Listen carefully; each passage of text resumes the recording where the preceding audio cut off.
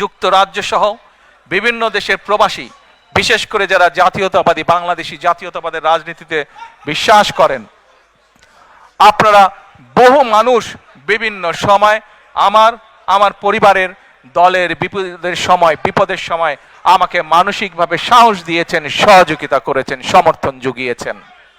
আজকে বিশেষ করে লন্ডনে যারা আছেন, বিশেষ করে তোমরা যারা ইয়াং আছো, ছবি তোলার জন্য পাগল হয়ে যাচ্ছ, প্রত্যেকের কাছে আমার একটি অনুরোধ, 25 তারিখে ইনশাআল্লাহ আপনাদের দয়া আল্লাহর রহমতে আমি দেশে ফিরে যাব।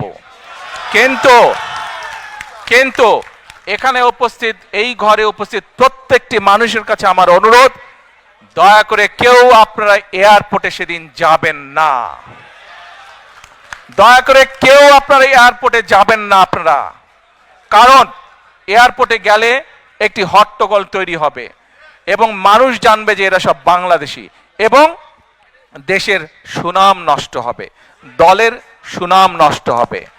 যারা এয়ারপোর্টে যাবেন না, যারা সেদিন এয়ারপোর্টে যাবেন না, আমার আজকের এই অনুরোধ যারা রাখবেন, আমি ধরে নিব তারা দল এবং সর্বোপরি দেশের সম্মানের প্রতি মর্যাদা রাখবেন। আর আমার মানা করা সত্ত্বেও, আমার অনুরোধ করার পরেও যারা যাবেন, আমি ধরে নিতে বাধ্য হব তারা ব্যক্তিগত স্বার্থের জন্য সেখানে গিয়েছেন।